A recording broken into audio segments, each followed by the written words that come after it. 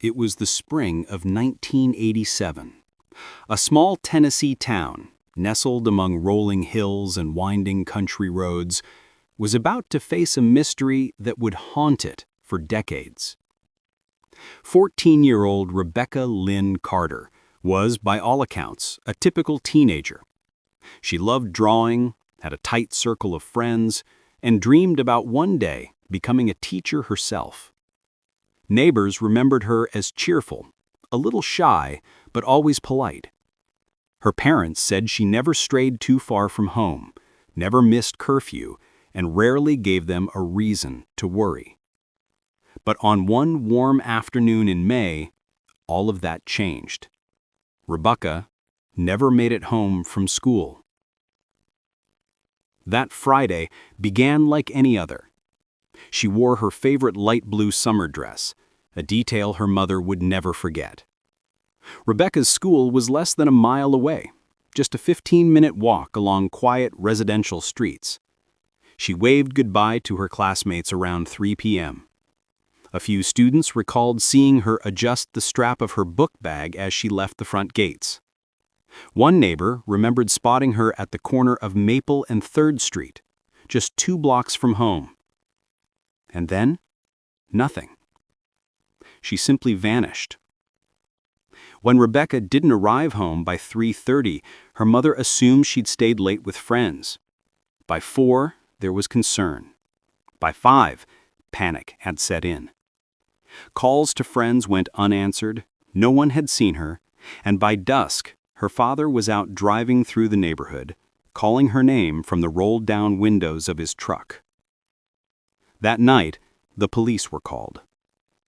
Search teams scoured the area, backyards, fields, wooded patches that bordered the town. Volunteers with flashlights moved shoulder to shoulder through the dark, combing every ditch and path. Bloodhounds were brought in, but they lost Rebecca's scent only a few streets away from her house. It was as though she had stepped off the sidewalk and disappeared into thin air. News spread quickly. By the next morning, Rebecca's face was on every television in Tennessee. Her school portrait printed on flyers taped to telephone poles. For a town of just under 10,000 people, the disappearance was devastating. Parents who once felt safe letting their children roam the streets were suddenly keeping them indoors. Neighbors eyed one another with suspicion. And soon, suspicion would find a target. Rebecca's teachers were interviewed one by one. Most had nothing to offer. She'd been quiet that day, nothing unusual, no arguments, no signs of distress. But one teacher, Mr. Jonathan Miller, stood out. Not because he was guilty of anything, but because he was Rebecca's favorite teacher. Miller was in his mid-30s, unmarried, quiet, and well-respected by most of the staff. He taught history, and Rebecca often stayed after class to ask questions or chat about homework. Naturally, investigators wanted to know if he had spoken to her that day. He had. He recalled seeing Rebecca just before dismissal, handing in a worksheet and thanking him before she left. That was the last time anyone at the school could confirm her presence. Miller cooperated fully. He let detectives search his classroom, his car, even his small rented apartment. They found nothing. But in the court of public opinion, whispers began to spread. He was the last adult to see her. He was quiet. He was single. He fit the mold of someone who might be hiding something. Within weeks, rumors had twisted into certainty. And though no charges were ever filed, the shadow of suspicion clung to him for years. The official investigation stalled, leads dried up, and despite tireless efforts from Rebecca's family, pleas on television, organized searches, even private investigators, the case went cold. By the end of 1988, it was a box of files gathering dust in the county sheriff's office. But the story didn't end there. Because 20 years later, in the most unexpected way, the case would burst back to life. It was 2007. The school where Rebecca had once studied was undergoing renovations. Old classrooms were being cleared out, lockers removed, and storage areas emptied. A janitor tasked with clearing out the history department stumbled upon something unusual. At the back of a metal locker, one that had belonged to none other than Jonathan Miller, he found a bundle of faded cloth. At first, it looked like nothing more than discarded fabric, perhaps an old costume from a school play. But when unwrapped, it revealed a dress. A light blue summer dress. The same dress Rebecca had been wearing the day she vanished. The discovery sent shockwaves through the community. Headlines screamed across newspapers, "Missing girl's dress found in teacher's locker after 20 years." Detectives reopened the case. Miller, now retired and living quietly, was dragged back into the spotlight. He insisted he had no idea how the dress got there. He swore he had never seen it before. But to the public, it seemed like the smoking gun everyone had been waiting for. For the family, it was a moment of devastation and hope at all once. After 2 decades, they finally had a piece of their daughter back. But it also reignited every painful question. Did Miller take her? Had the truth been sitting in his locker all these years? The investigation shifted squarely onto him. He was interrogated, his past scrutinized once again. And yet, despite the damning discovery, there was something that didn't quite add up. Because Jonathan Miller had lived his entire life under suspicion, yet nothing had ever surfaced, no evidence, no witnesses, no slips of the tongue, nothing but whispers. So how had Rebecca's dress ended up inside his locker? The answer, as it turned out, would be more shocking than anyone could have imagined. Because Jonathan Miller wasn't the killer. The real predator had been living just a few houses away from Rebecca all along. And for 20 years, he had hidden in plain sight. When the blue dress was pulled from the locker in 2007, it felt like the town of Pine Ridge had been thrown 20 years into the past. Old wounds reopened. For many, there was no longer any doubt. To them, Jonathan Miller had finally been exposed. Detectives wasted no time. Miller, who had been living in another county with his aging mother, was taken in for questioning. By now, he was in his mid-50s, tired-looking, frail, his hair streaked with gray. He sat under the harsh lights of the interrogation room, insisting over and over that he was innocent. "I didn't take that girl. I didn't hurt Rebecca. I have no idea how that dress ended up in my locker," he said. His voice shook not from guilt, but from the weight of years of suspicion crashing down once more. For investigators, his words weren't enough. The dress was evidence. And while DNA testing had advanced since the 1980s, time had degraded much of what could be recovered. The fibers were old, fragile, and contaminated from years in storage. No clear biological evidence could tie the dress to Miller or anyone else. But perception is a powerful thing. In Pine Ridge, perception had already turned into judgment. Neighbors who had once defended him now whispered that they had always suspected something. Former colleagues recalled times he stayed late at school, or how he kept to himself at staff events. A man who had once been seen as quiet now looked, in hindsight, secretive. A man who had once been thought of as kind now seemed capable of darker things. And yet, beneath the surface, there were cracks in the story. Investigators went back to the original 1987 case files. They combed through every witness statement, every timeline, every interview. And though the town had long believed Miller guilty, the documents didn't line up so neatly. On the day Rebecca vanished, Miller had remained at school until almost 5 p.m., supervising a makeup exam. Several students, now adults, still remember being there. Rebecca, on the other hand, was last seen at 3:15 p.m., blocks away from school. That meant she had disappeared more than an hour before Miller even left the building. It wasn't impossible for him to have slipped away briefly, but it was unlikely. The dress, then, became the only thread holding suspicion together. But that thread raised a question far more disturbing than the investigators wanted to admit.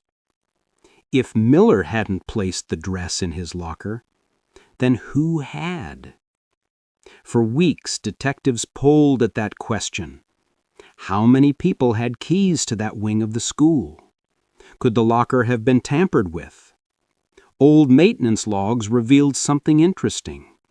In the summer of 1987, just months after Rebecca disappeared, the school had replaced several locks in the history department due to a break-in.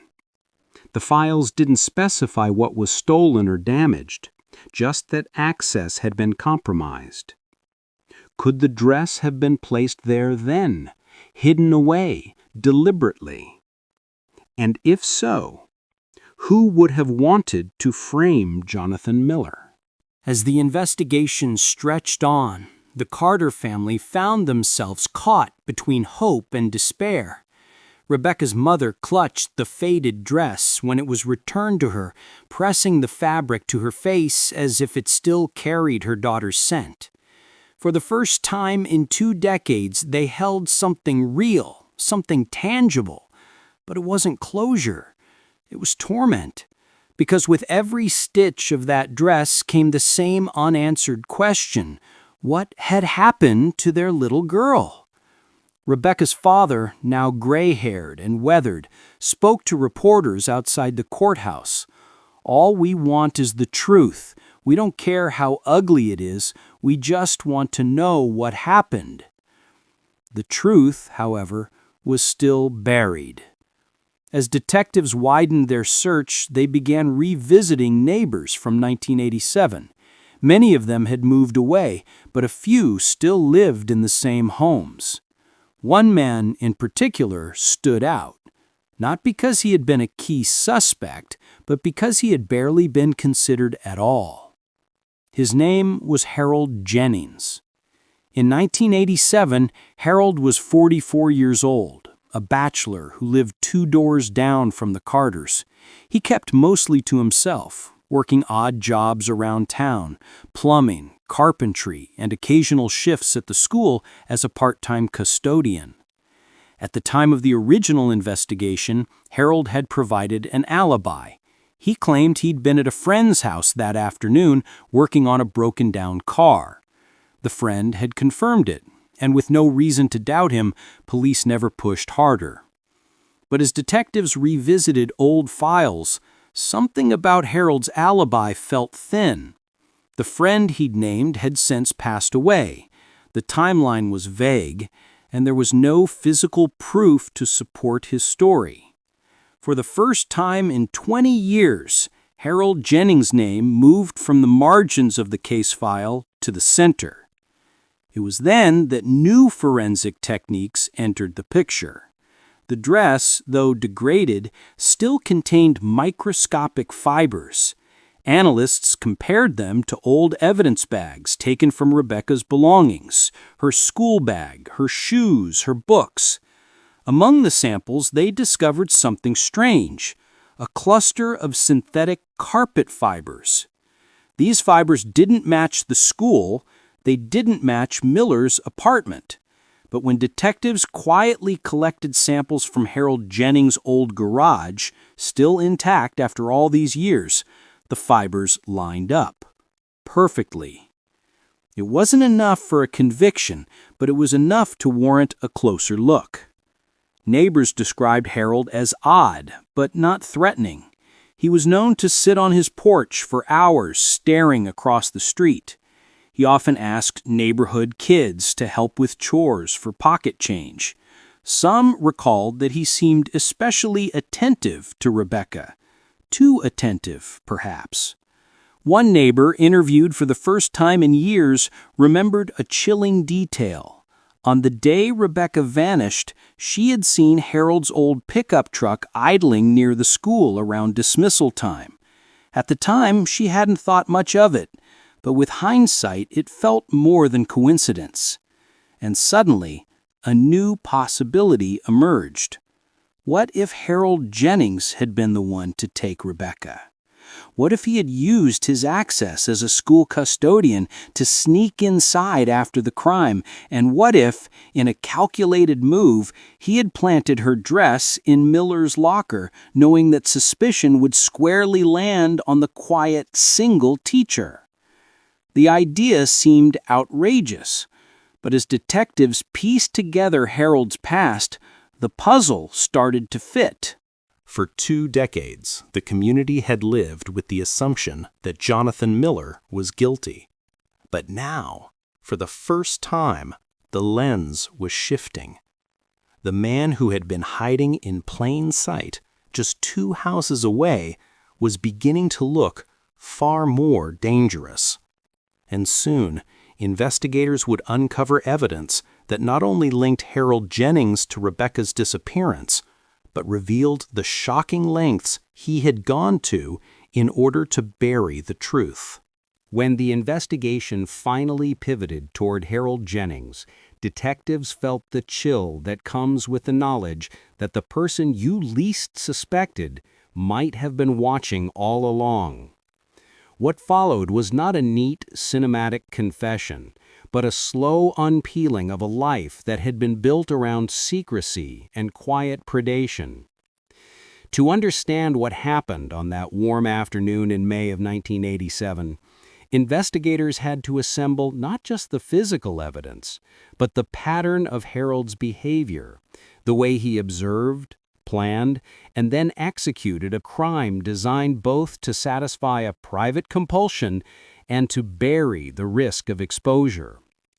Harold's notebooks, the scattered pages of an old mind, offered the window into that pattern. They described in jagged handwriting and half-formed sentences an obsession that had smoldered for years. He wrote about wanting to keep her safe in sentences that alternated between tenderness and a chilling possessiveness. He listed routes she took from and to school. He noted the times when the street was quiet, the days when parents were likely to be at work, the places where a child might slip away from view for a moment.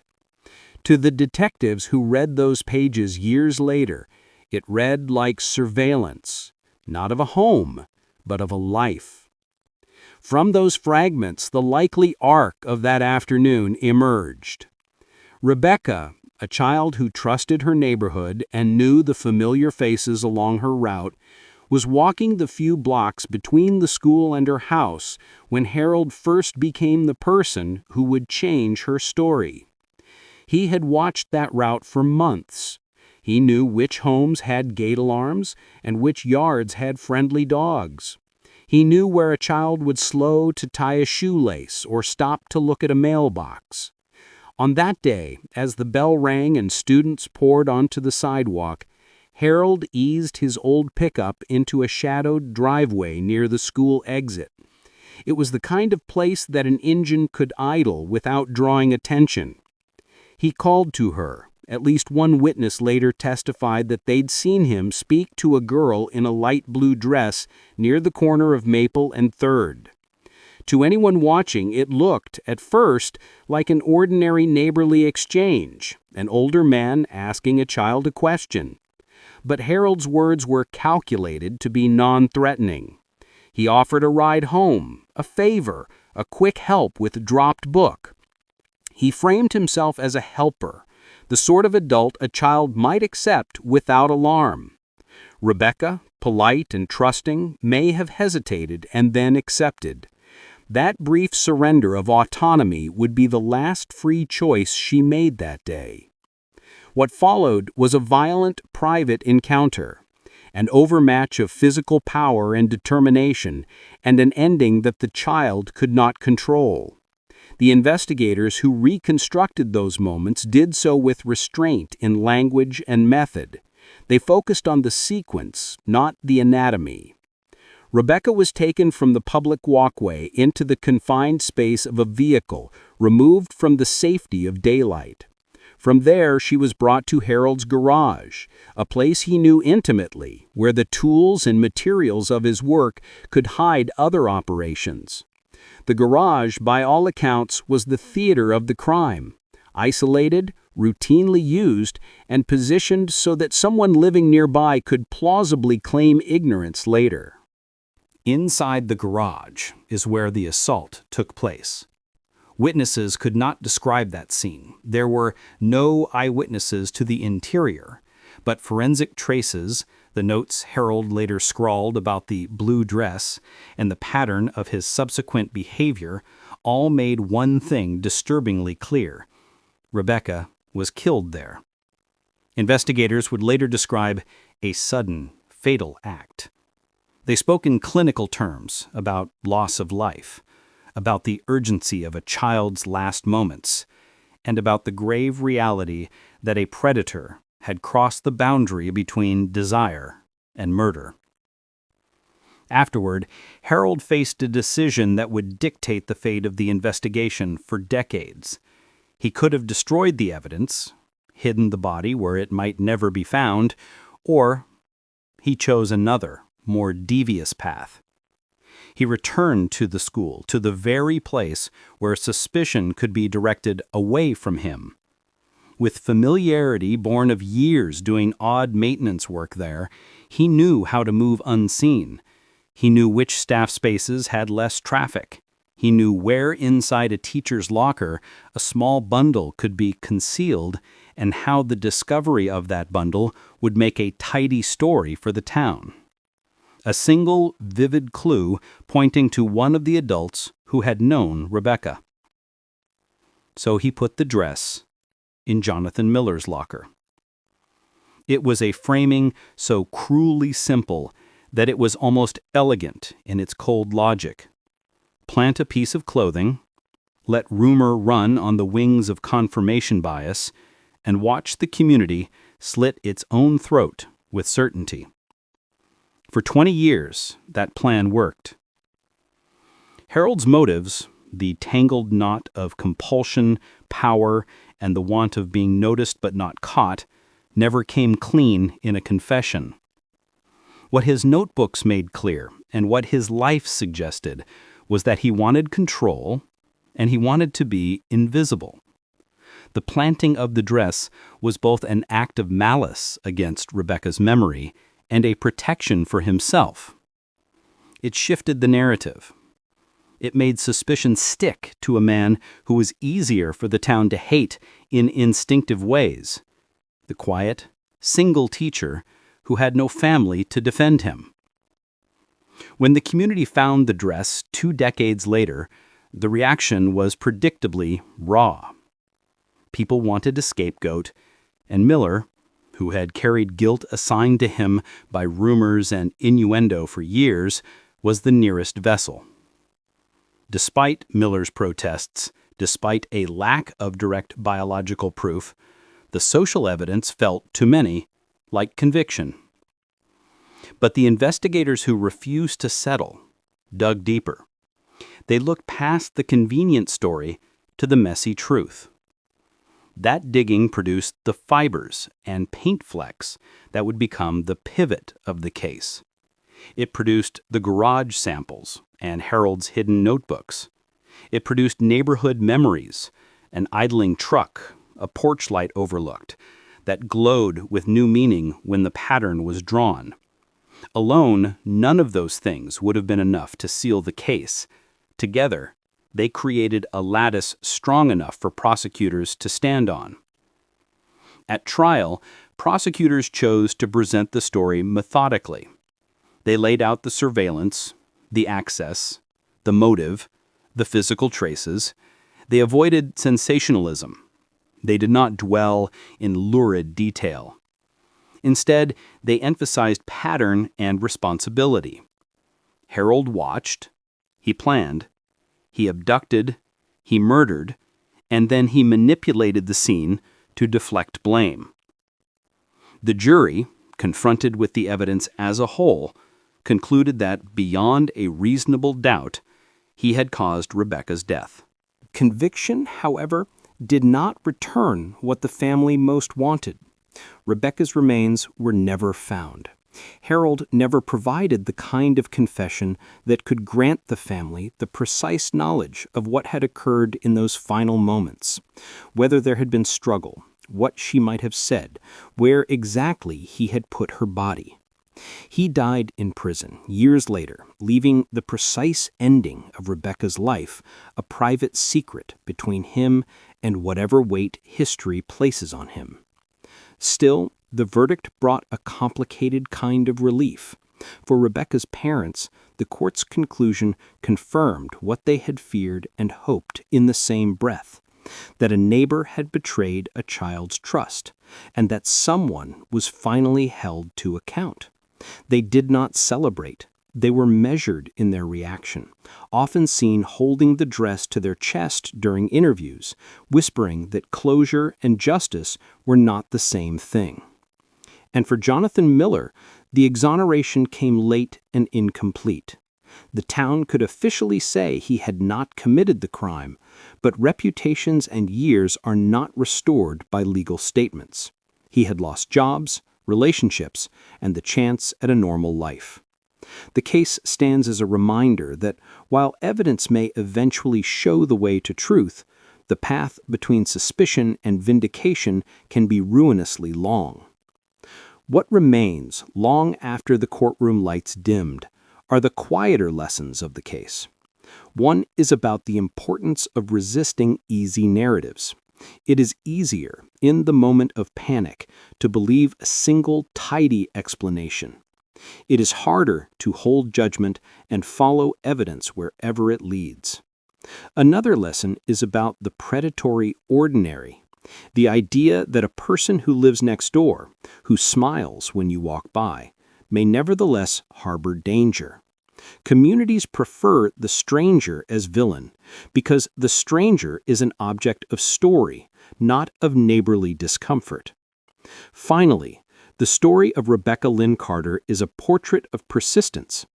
It is about a family who refused to let their daughter's case be shelved, about investigators who came back to cold files and questioned assumptions, and about the slow, methodical assembly of truth from fragments and fibers.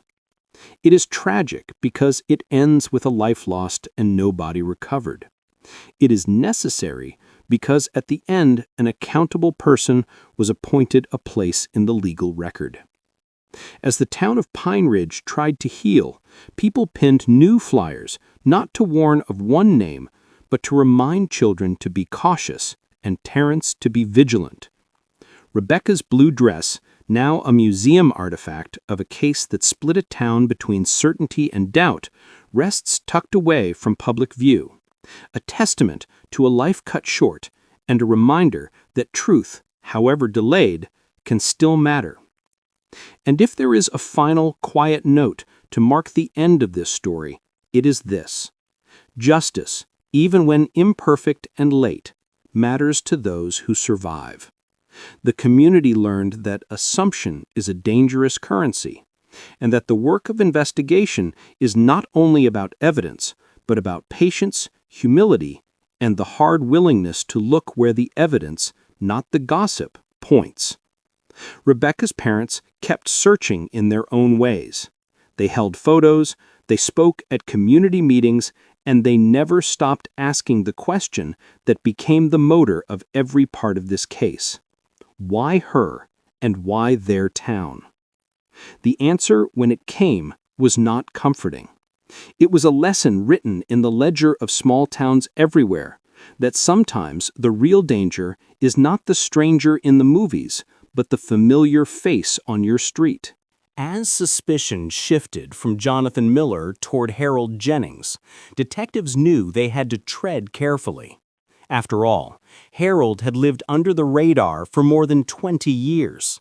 He was quiet, polite to most, and though odd, he had never been considered dangerous enough to warrant close scrutiny. But in true crime investigations, danger often hides in plain sight. Detectives began by looking into Harold's past. Born in 1943, he had grown up in Pine Ridge, the son of a factory worker and a homemaker. His childhood was unremarkable, except for one detail. He had always been described as different. Teachers remembered him as withdrawn, sometimes aggressive when teased. He never married, never held steady employment, and seemed to drift from one job to another. In the 1970s, Harold had picked up occasional work as a janitor at the local middle school, the same school Rebecca would later attend. Though he never worked there full-time, he was familiar with the layout, the classrooms, and even some of the staff. It explained how he might have known about the lockers, or even how to access them after hours. On paper, there was nothing overtly criminal about Harold Jennings, but as investigators dug deeper, troubling patterns emerged. Former neighbors from the 1980s recalled incidents they had brushed off at the time. Harold inviting young girls over to see his woodworking projects. Harold giving candy to kids at Halloween, long after most adults in the neighborhood had stopped. Harold sitting in his truck outside the school, engine idling, claiming he was waiting on a friend. Individually, these details might have seemed harmless, but together they painted a far more unsettling picture. The Carter family, when told of the new direction in the investigation, felt a mix of emotions. For years, they had lived under the cloud of suspicion cast on Jonathan Miller. The possibility that the real killer had been their neighbor, a man they'd exchanged pleasantries with, a man whose house Rebecca had walked past every day, was almost too much to process. Rebecca's younger brother, now an adult, spoke in interviews. "I remember him. He used to wave at us from his porch. Sometimes he'd ask if we wanted to see his tools in the garage. My parents always told us no. Thank God they did. But Rebecca, she was kind. She probably thought he was just being friendly." The weight of those words hung heavy. For investigators, the challenge was not just proving Harold's involvement, but untangling 2 decades of misdirection. Why had the dress been placed in Miller's locker? Why had no one connected Harold to the disappearance earlier? The answer came in fragments. In 1987, after Rebecca disappeared, police had briefly canvassed Harold's house. They found nothing suspicious at the time, but according to old maintenance records, Harold had replaced the flooring in his garage just months later. At the time, no one thought much of it. People remodeled all the time. But when modern investigators revisited the garage in 2007, they noticed something odd. The concrete had faint discoloration patterns, signs that the old flooring might have been removed in haste. Core samples taken from beneath the foundation revealed tiny traces of decomposition, too degraded for DNA analysis, but consistent with human remains once being present. It wasn't proof, but it was a chilling indication. Even more compelling was what investigators uncovered in storage. Harold, by then in his 60s, had moved into a smaller property on the outskirts of town. In a shed behind his home, detectives discovered several old boxes, dusty, untouched for years. Inside were notebooks filled with Harold's erratic handwriting, pages of disjointed thoughts, sketches, and ramblings. Among them were repeated references to the girl in blue. One passage read, "They'll never know.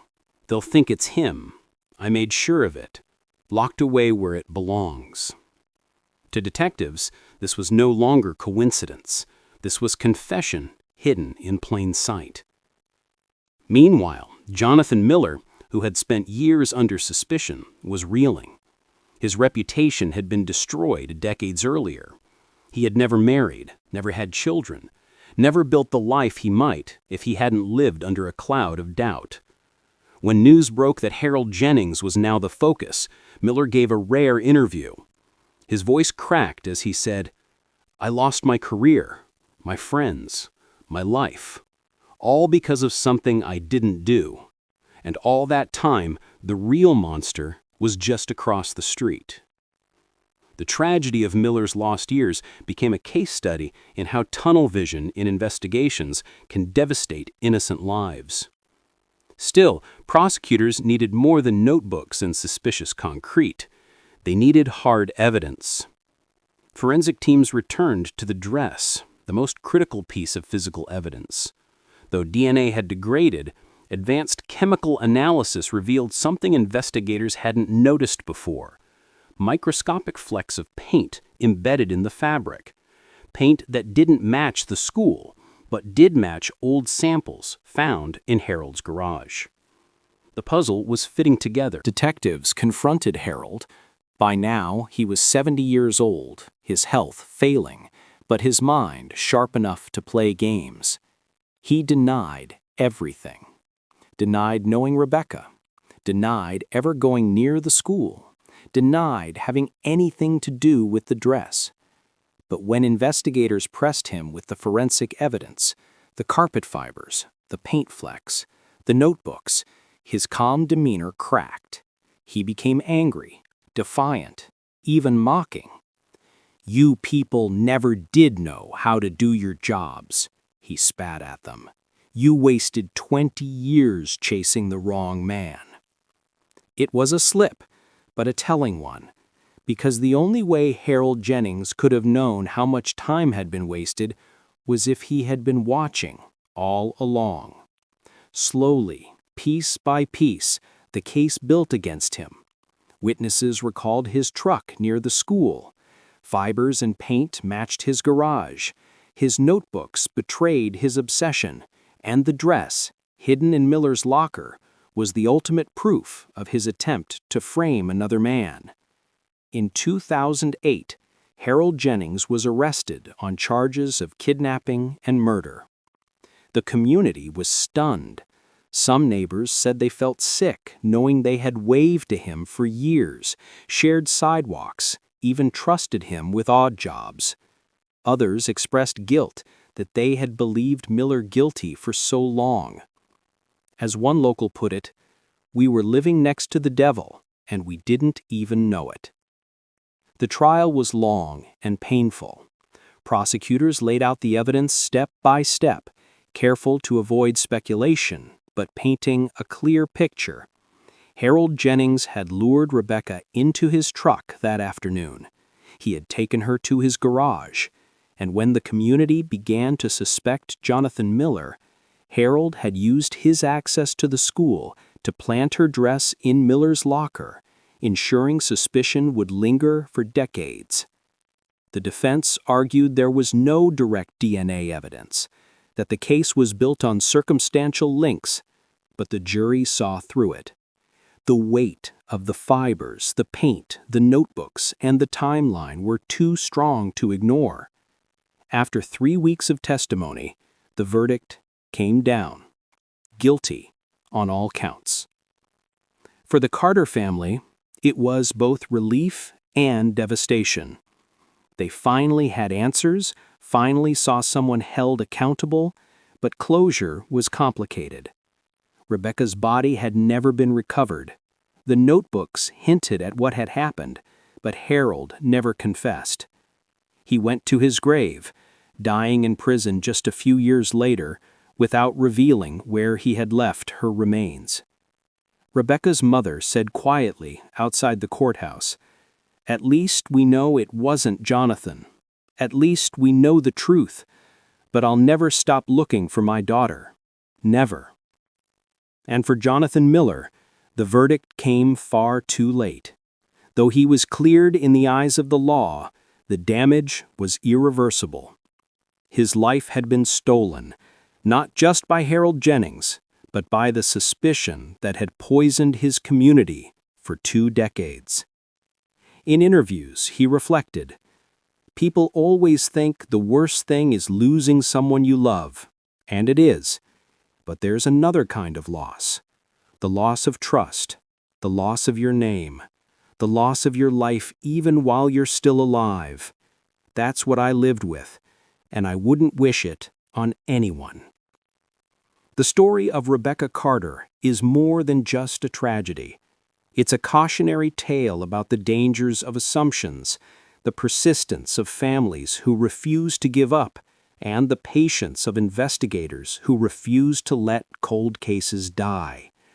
It is also a reminder that sometimes the real threat isn't the stranger we imagine lurking in shadows, it's the neighbor sitting quietly on the porch, waving as we pass by.